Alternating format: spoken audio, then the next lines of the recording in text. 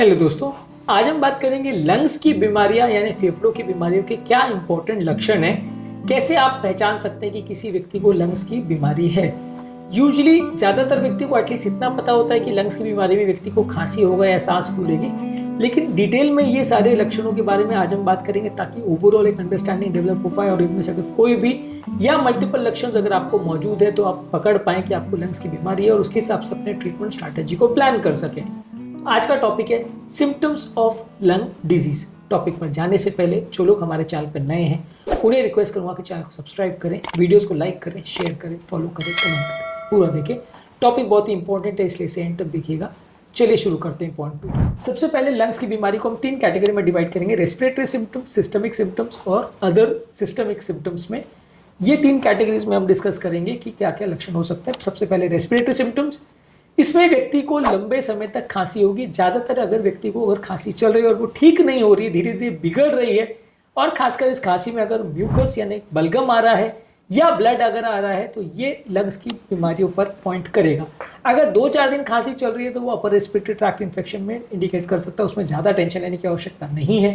और अगर खांसी लंबे समय तक चल रही है और खासकर उसमें कफ या ब्लड आ रहा है, बलगम या ब्लड आ रहा है, तो वो लंग्स की बीमारी की तरफ पॉइंट कर सकता है। वैसे व्यक्ति को डिटेल जांच करने की आवश्यकता है कि कोई सीरियस बीमारी तो नहीं है। इसके अलावा व्यक्ति को सांस फूलने का प्रॉब्लम होगा। कोई भी फिजिकल एक्टिविटी या एक्सर्शन करने के दौरान व्यक्ति को सांस फूलने का प्रॉब्लम होगा। साइकोलॉजिकल जो ब्रेथलेसनेस होता है उससे इसमें ऐसे डिफ्रेंशिएट कर सकते हैं कि साइकोलॉजिकल ब्रेथलेसनेस जब होती है तो व्यक्ति को बैठे बैठे सांस फूलेगी, लेकिन चलने फिरने पे उसकी एफर्ट टॉलरेंस से कैपेसिटी ठीक होगी। लेकिन बैठे बैठे व्यक्ति को अगर सांस फूल रही है तो साइकोलॉजिकल होने का चांस है। अगर काम करने पर हो रही है तो वो हार्ट की या लंग्स की बीमारी की तरफ पॉइंट करेगा। इसमें लंग्स की बीमारियों के साथ ये है कि वो धीरे धीरे बढ़ती है, जबकि हार्ट की बीमारियां जो है कंपैरेटिवली थोड़ी जल्दी जल्दी बढ़ती है। ये एक इंपॉर्टेंट डिफरेंशिएटिंग पॉइंट है कि हार्ट की बीमारियों में यूजली 2-4 दिन 5 दिन के अंदर भी व्यक्ति को सांस फूलना चालू हो सकती है, जबकि लंग्स की बीमारी में महीनों से सालों से लोगों को खांसी होगी और धीरे धीरे करके उनका स्टैमिना कम होते जाएगा। ये ज़्यादातर लंग्स की बीमारी की तरफ पॉइंट करेगा। हालांकि कई ऐसी लंग्स की बीमारी हैं जैसे एम्बोलिज्म, जैसे निमोनिया, जैसे ARDS, जहाँ सडन डिटोरेशन हो सकता है, पर फिर भी जनरलाइज कैटेगरी की अगर हम बात करें 70-80% लंग्स की जो बीमारी है वो धीरे धीरे बढ़ती है। इसके अलावा व्यक्ति को वीजिंग की साउंड होगी, जो कि हाई पिच साउंड होती है। जब वो सांस छोड़ता है तो व्यक्ति को विस्लिंग जैसी साउंड आने लगती है। ये वीजिंग साउंड अगर किसी व्यक्ति को आ रहा है तो वो लंग्स की बीमारी की तरफ पॉइंट करेगा। इसके अलावा व्यक्ति को छाती में दर्द हो सकता है, लेकिन ज़्यादातर ये दर्द हार्ट के पेन जैसा नहीं होता। इसमें छाती में भारीपन या सफोकेशन नहीं लगता है। ज़्यादातर ये शार्प या तो डल एकिंग पेन होता है, जो कि खांसी करने पर या गहरी सांस लेने पर या एक्सर्शन करने पर होता है। ये हार्ट के पेन से थोड़ा अलग होता है। इसके अलावा जो नेक्स्ट इंपॉर्टेंट फीचर है वो है खांसी में अगर किसी व्यक्ति को ब्लड आ रहा है यानी हिमोप्टेसिस हो रहा है या थूक में ब्लड आ रहा है या बलगम में ब्लड आ रहा है, अगर इस तरह का कोई भी फीचर है तो ये डेंजरस इन्फेक्शन या लंग कैंसर की तरफ पॉइंट कर सकता है। तो ये अगर लक्षण किसी को मिल रहे हैं तो उसको लंग्स की बीमारी होने का चांस है।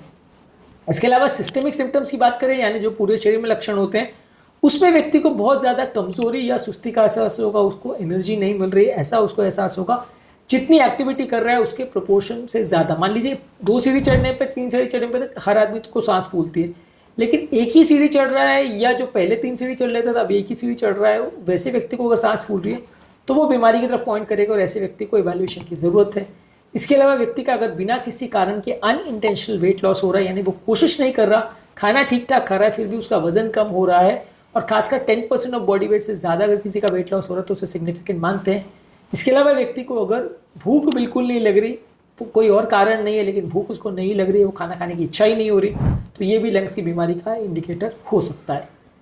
इसके अलावा कुछ जनरलाइज सिम्टम्स और भी हैं, जैसे अगर आप ये साइंस देखते हो कि व्यक्ति की बॉडी नीली पड़ रही है, खासकर अगर जबान में, म्यूकस मेम्ब्रेन में, लिप्स पे या नेल बेड्स पे या हाथों पे, कई बार चेहरे पे भी अगर नीलापन देखने को मिल रहा है तो ये लो ऑक्सीजन सैचुरेशन की तरफ पॉइंट करेगा। इस तरह के व्यक्ति को लंग्स का बीमारी हो सकता है। पल्स ऑक्सीमीटर से आप कंफर्म भी कर सकते हो कि ऑक्सीजन सैचुरेशन व्यक्ति कम है। हालांकि ये जानना जरूरी है कि पल्स ऑक्सीमीटर में जब ऑक्सीजन कम होने लगता है तब वो ऑलरेडी काफ़ी लेट हो चुका होता है। अर्ली स्टेजेस ऑफ लंग की प्रॉब्लम में आपको ये साइंस नहीं देखने को मिलेंगे। ये जो प्रॉब्लम्स है कि सैचुरेशन कम हो रहा है, ये ज़्यादातर लेट स्टेज के इशूज़ हैं। जब पूरा लंग्स या काफ़ी हद तक लंग्स डैमेज हो चुका होगा तभी व्यक्ति को इस तरह का लक्षण मिलेगा कि ऑक्सीजन कम होगा। रेगुलर व्यक्ति का जहाँ 10-15% लंग डैमेज होगा वहाँ ये लक्षण नहीं देखने को मिलेगा।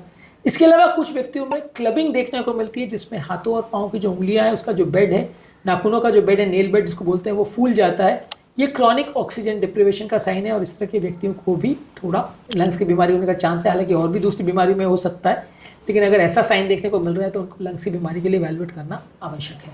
तो आज की बीमारी में हमने बात करी लंग्स की बीमारियों के कॉमन लक्षण क्या होते हैं। इसके अलावा प्रत्येक बीमारी के अलग अलग से क्या लक्षण होते हैं उस पर हमने एक सेपरेट वीडियो किया, उसे भी चेकआउट करें। लंग्स की अलग अलग कौन कौन सी बीमारी होती है इस पर भी हमने ऑलरेडी बहुत सारे वीडियोस किए अपने चैनल पर, इन सभी को चेकआउट करें। टॉपिक एंड करने से पहले जो लोग हमारे चैनल पर नए हैं उन्हें रिक्वेस्ट करूँगा कि चैनल को सब्सक्राइब करें, वीडियोज़ को लाइक करें, शेयर करें, फॉलो करें, कमेंट करें, पूरा